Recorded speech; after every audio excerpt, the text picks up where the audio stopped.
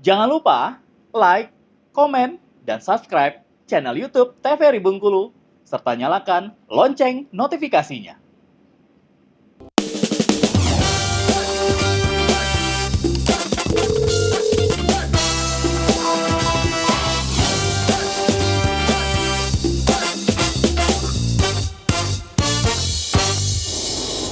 Terima kasih Anda masih bersama kami di Dokter Kito Besamo Kito Sehat. Pemirsa, kita lanjutkan diskusi kita terkait dengan hepatitis B. Tadi sedikit dibahas oleh Dokter Sri terkait dengan tenaga kesehatan yang mudah terinfeksi hepatitis B ya dok ya. Kalau ke Dokter Bella sih pengen nanya nih dok, kalau misalnya di puskesmas sendiri ada nggak sih perlindungan khusus untuk tenaga kesehatan biar mengurangi infeksi dari hepatitis B?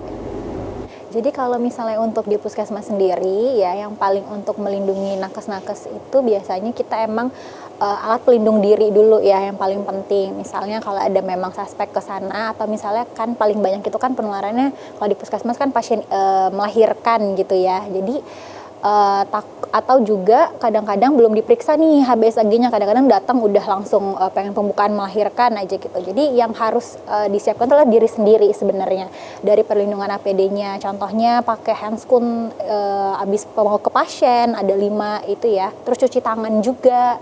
Cuci tangan sih yang paling untuk kebersihan tangan kita sendiri, untuk diri sendiri. Terus kalau misalnya memang pasiennya sudah HbSAg-nya positif, biasanya memang nanti untuk alat-alat yang dipakai itu juga sendiri gitu, spesial ya, sterilnya juga sterilisasinya sendiri gitu, tidak dicampur sama pasien yang biasa yang tidak hepatitis B, biasanya kayak gitu.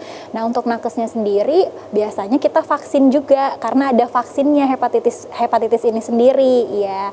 Jadi biasanya kalau misalnya berapa tahun sekali itu kita akan vaksin gitu, vaksin hepatitis begitu. Kalau misalnya udah terkena nih, misalnya gimana? Biasanya kita lapor ya, ada misalnya tertusuk jarum, tapi kita belum tahu nih pasiennya itu emang hepatitis positif atau tidak. Nanti kita lapor aja, biasanya ada ke bagian PPI-nya juga ya. Nanti kita lapor kalau misalnya ada kejadian kasus tertusuk jarum pasien gitu, nanti akan diproses untuk dilakukan pemeriksaan lanjut. Biasanya kayak gitu. Oke, berarti ada beberapa cara pencegahan juga ya dok untuk orang-orang yang beresiko. Salah satunya tadi vaksin dan juga penggunaan APD ya dok. Nah kalau dari dokter Sri Yunita nih dok, tadi terkait dengan masih penularan ya dok ya, kayak keringat ataupun batuk itu ternyata nggak menyebabkan penularan. Nah kalau misalnya untuk gejala ya dok, selanjutnya akan kita bahas, boleh langsung dilanjutkan dok. Jadi ini kalau untuk gejalanya, yang perlu saya tekankan di sini seringnya tanpa gejala. Jadi ketika terinfeksi itu sekitar 70% pasien itu tidak mengalami gejala sama sekali. Nah, namun kan ada beberapa yang menunjukkan gejala. Kita justru lebih enak nih kalau dari awal sudah tahu gejalanya, kan dia sudah tahu dari awal bahwa dia sakit hepatitis B, sehingga nantinya dilanjutkan dengan terapi. Yang sering kita takuti itu yaitu tadi pasien itu tidak ada gejala sampai muncul komplikasi gitu. Nah, gejala hepatitis B ini apa aja sih? Misalnya nafsu makan turun, kemudian dia lemes, kemudian sakit kepala, gatal-gatal, terus nyeri-nyeri sendi, kemudian ya sisi kanannya perutnya itu perut kanan atasnya nyeri, mual muntah, kuning, demam, terus kencingnya menjadi seperti teh, kemudian ya mual muntah seperti itu ya. Sementara buang air besarnya itu pucet. Ini adalah gejala dari hepatitis B. Tapi kalau kita perhatikan, sebenarnya ini gejalanya ya cukup tidak spesifik juga ya, seperti nafsu makan turun. Di awal-awal kan cuma nafsu makan turun, kemudian lemes. Itu kan flu-like illness ya. Hampir semua penyakit yang infeksi virus itu tampilannya seperti itu. Lemes-lemes, kemudian mual muntah. Kita tidak selalu berpikir bahwa ini adalah suatu hepatitis B gitu. Nah, kecuali kalau pasiennya itu sudah muncul tuh kuning. Kalau kuning kita pasti berpikir ini adalah ada suatu masalah di hatinya, hepatobiliar, baik itu di hatinya maupun saluran empedu. Kemudian kencingnya yang pekat gitu seperti teh, itu jelas itu adalah suatu penyakit di hati, sehingga dokter lebih mudah mengarahkan diagnosisnya dan lebih cepat diketahui. Sementara kalau gejala-gejala flu-like illness itu biasanya ya tidak terlalu jelas sehingga seringkali juga miss, kecuali ya kalau seandainya memang dijadikan guideline, panduan bahwa setiap pasien itu, setiap orang itu harus diperiksa HBsAg. Jadi kalau sekarang itu kan karena dengan peningkatan kasus hepatitis B walaupun sudah ada terapi, jadi sudah mulai diterapi terus menerus, tapi insidensinya terus saja meningkat, sehingga WHO pun sudah mulai berpikir untuk melakukan pendekatan baru, yaitu semua orang itu harus di screening gitu. Semua orang harus di screening sehingga kita bisa tahu, karena tadi gejalanya nggak ada, kalaupun ada gejala dia tidak spesifik, kecuali sudah sangat berat sekali sehingga muncul gejala yang memang mengarah ke gangguan hati. Cuma kalau masih awal itu ya nggak spesifik, jadi kita nggak bisa menentukan oh ini pasti karena hepatitis B gitu ya. Gejalanya gitu yang harus kalau dilanjutkan oleh HBsAg pasien. positif, maka yang kita lakukan adalah pemeriksaan jumlah virus. Tapi ya itu tadi, sayangnya tidak semua daerah itu punya pemeriksaan jumlah virus gitu ya. Di kota besar itu ada, dan itu tetap cukup mahal untuk biayanya gitu. Jadi ya, tapi ini harus dilakukan karena kita untuk tata laksananya nanti kan diberikan antivirus, kita harus melihat jumlah virusnya berapa. Kemudian bagaimana fungsi hatinya masih bagus atau tidak. Karena dia tidak bergejala, hampir tidak semuanya itu muncul gejala di hati. Jadi fungsi hatinya masih baik.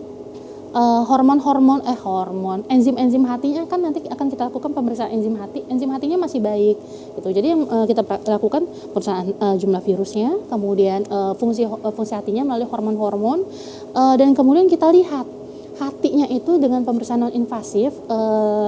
Kalau ada itu bisa kita lakukan fibroscan, kita melihat derajat kekakuan hati sudah terlalu keras atau tidak. Nah dari sana nanti kita menentukan terapinya seperti apa sih gitu. Untuk pasien yang memang misalnya dia sudah kontak ya dok ya, misalnya ada pertukaran dari cairan tubuh dengan pasien yang hepatitis B, itu kapan seharusnya orang itu memeriksakan, datang ke dokter untuk pemeriksaan HBsAg-nya? Apakah ada masa inkubasinya? Karena kan penyebabnya biasa kan virus gitu ya dok ya. Dan apakah harus menunggu ada gejala dulu baru diperiksakan seperti itu dok? Nah ya. Kalau inkubasinya dikatakan tuh sekitar 6 minggu sampai 12 minggu. Ada juga yang sampai 24 minggu, itu adalah masa inkubasinya. Tapi itu tadi, dia itu tidak ada gejalanya. Jadi kita masuk ke ini, slide berikutnya ya. Ada di, pemeriksaan serologis. Jadi ketika kita terinfeksi, ini ada perubahan dari sel-sel imun kita, dari antibodi yang muncul. Kalau kita lihat di sini 4 minggu setelah terpapar baru itu muncul HBsAg yang positif.